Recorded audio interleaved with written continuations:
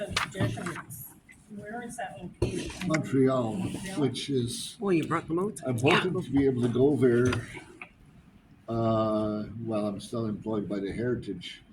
There was, we did make plans. I was going to go under the Heritage office, and Doris did find some Julia for me to travel over there back in 2020. And we were all set to go. I was about to go spend 2 weeks in the city of Montreal going through Jesuit archives. And guess what hit? COVID. And everything got canceled.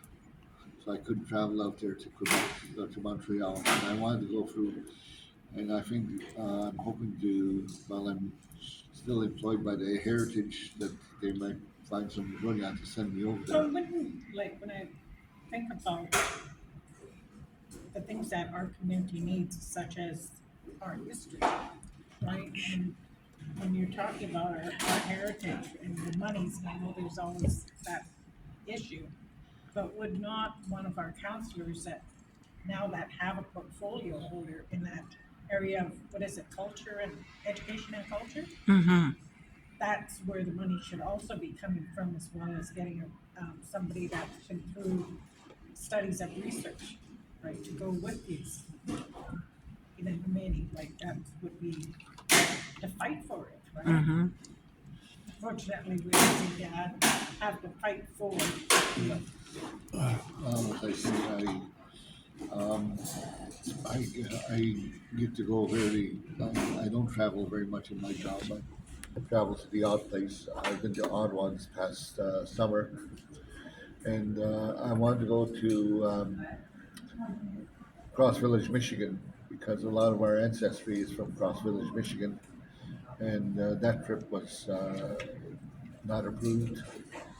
Uh, and also, we were going to go to Quebec City this past August. It meant plans, but again, what did they say to us? It was too short notice. And me and Krista were going to go. There was a big gathering over there in Nishnawbe in Quebec City.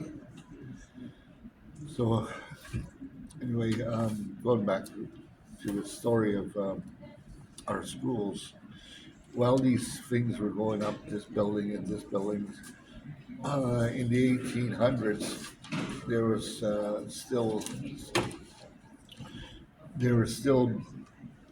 okay. This all ties in with the church too, so I'm going to have to include the church into this history, because the first missionary went out to Wequempmosing in the 1850s, South Bay in the 1850s, and it was Father Duranquet who was out there. Went to what's now Wequempmosing and South Bay, and I think it was about the 1870s that they started to establish schools in all the satellite communities. You know that shamble of a log house that's along Lakeshore? The roof is already caved in. Yep. That was built in 1896. That was the first school in Buswell. That log house that's falling apart now, you can still see it today. And that was the first actual school. It served as a one-room schoolhouse.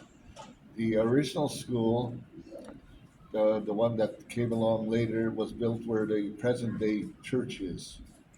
I remember that as a little boy, about that high, and I remember looking at it and seeing it. But somebody lived there. There was a family that lived in the back of it, but I remember the school itself. But I just barely remember seeing it. And I've been looking for pictures of it, and I am always trying to call out to the community, send me pictures. I want pictures of the community.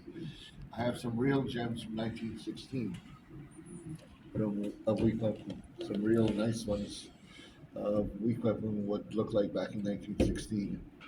And I just happened to get this one by chance. I date this to about I would say 1910 maybe, this photo, in this photo. So these are about around the turn of the century. So Steven, remember LeBlanc and Carol Pelche, they were working on the Street Fires, history project? Yeah. And they went to all these like different Jesuit archives, like I wonder if they gathered any photos like this.